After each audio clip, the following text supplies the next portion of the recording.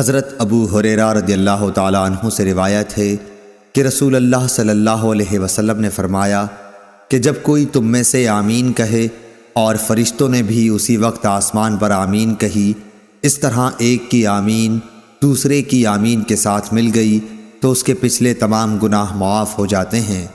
صحیح بخاری حدیث نمبر 781۔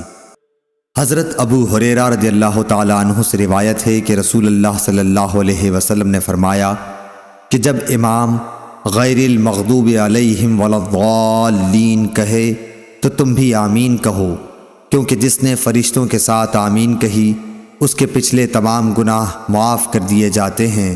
سمیع کے ساتھ اس حدیث کو محمد بن عمرو نے بھی ابو سلمہ سے، انہوں نے ابو ہریرہ رضی اللہ تعالیٰ عنہ سے، انہوں نے حضرت صلی اللہ علیہ وسلم سے روایت کیا، اور نعیم مجمر نے بھی ابو ہریرہ رضی اللہ تعالیٰ عنہ سے، انہوں نے حضرت صلی اللہ علیہ وسلم سے۔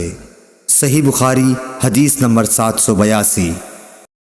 حمام بن یحییٰ نے زیاد بن حسان عالم سے بیان کیا، انہوں نے حضرت حسن رضی اللہ تعالیٰ عنہ سے، انہوں نے حضرت ابو بکرہ رضی اللہ تعالیٰ عنہ سے کہ وہ رسول اللہ صلی اللہ علیہ وسلم کی طرف نماز پڑھنے کے لیے گئے۔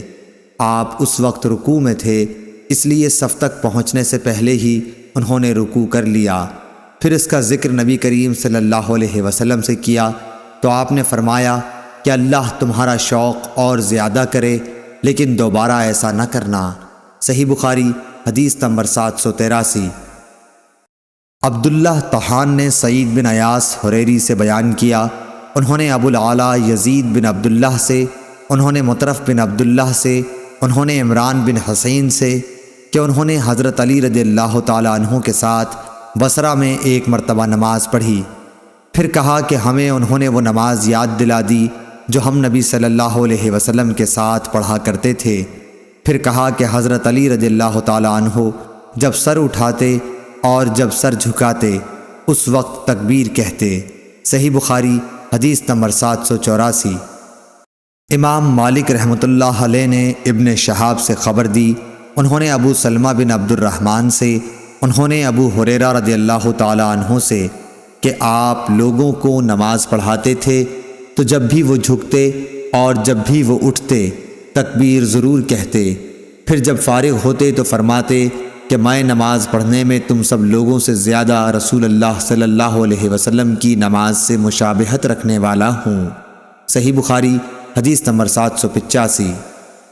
حماد بن زید نے بیان کیا، انہوں نے غیلان بن جریر سے بیان کیا، انہوں نے مطرف بن عبداللہ بن شخیر سے، انہوں نے کہا کہ میں نے اور عمران بن حسین نے علی بن ابی طالب رضی اللہ تعالیٰ عنہ کے پیچھے نماز پڑھی تو وہ جب بھی سجدہ کرتے تو تکبیر کہتے، اسی طرح جب سر اٹھاتے تو تکبیر کہتے، جب 2 رکعات کے بعد اٹھتے تو تکبیر کہتے۔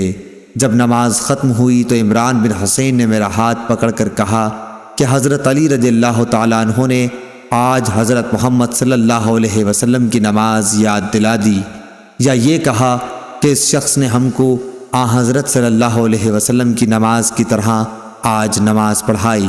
صحیح بخاری حدیث نمبر 786۔ حشیم بن بشیر نے ابو بشر حفص بن ابی وحشیہ سے خبر دی، انہوں نے اکرمہ سے، انہوں نے بیان کیا کہ میں نے ایک شخص کو مقام ابراہیم میں نماز پڑھتے ہوئے دیکھا کہ ہر جھکنے اور اٹھنے پر وہ تکبیر کہتا تھا، اسی طرح کھڑے ہوتے وقت اور بیٹھتے وقت بھی۔ میں نے ابن عباس رضی اللہ تعالیٰ عنہ کو اس کی اطلاع دی، آپ نے فرمایا ارے تیری ماں مرے، کیا یہ رسول اللہ صلی اللہ علیہ وسلم کسی نماز نہیں ہے؟ صحیح بخاری حدیث نمبر 787۔ حمام بن یحییٰ نے قتادہ سے بیان کیا، وہ اکرمہ سے کہا کہ میں نے مکے میں ایک بوڑھے کے پیچھے ظہر کی نماز پڑھی، انہوں نے تمام نماز میں 22 تکبیریں کہیں۔ اس پر میں نے ابن عباس رضی اللہ تعالیٰ عنہ سے کہا کہ یہ بوڑھا بالکل بے عقل معلوم ہوتا ہے۔ ابن عباس رضی اللہ تعالیٰ عنہ نے فرمایا تمہاری ماں تمہیں روئے، یہ تو ابو القاسم صلی اللہ علیہ وسلم کی سنت ہے۔ اور موسیٰ بن اسماعیل نے یوں بھی بیان کیا کہ ہم سے ابان نے بیان کیا، کہا کہ ہم سے قتادہ نے، انہوں نے کہا کہ ہم سے اکرمہ نے یہ حدیث بیان کی۔ صحیح بخاری حدیث نمبر 788۔ ابو بکر بن عبد الرحمن بن حارث نے خبر دی کہ انہوں نے ابو ہریرہ رضی اللہ تعالیٰ عنہ سے سنا۔ انہوں نے بتلایا کہ حضرت صلی اللہ علیہ وسلم جب نماز کے لیے کھڑے ہوتے تو تکبیر کہتے، پھر جب رکوع کرتے تب بھی تکبیر کہتے تھے، پھر جب سر اٹھاتے تو سمع اللہ لمن حمدہ کہتے، اور کھڑے ہی کھڑے ربنا لک الحمد کہتے، پھر اللہ اکبر کہتے ہوئے سجدے کے لیے جھکتے، پھر جب سر اٹھاتے تو اللہ اکبر کہتے، پھر جب دوسرے سجدے کے لیے جھکتے تب تکبیر کہتے، اور جب سجدے سے سر اٹھاتے تب بھی تکبیر کہتے۔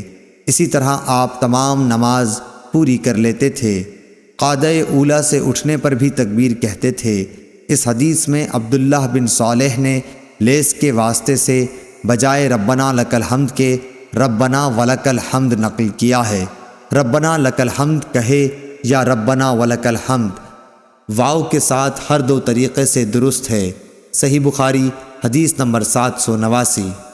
شعبہ نے بیان کیا ابو یغفور اکبر سے، انہوں نے بیان کیا کہ میں نے مصعب بن سعد سے سنا، انہوں نے کہا کہ میں نے اپنے والد کے پہلو میں نماز پڑھی اور اپنی دونوں ہتھیلیوں کو ملا کر رانوں کے درمیان رکھ لیا۔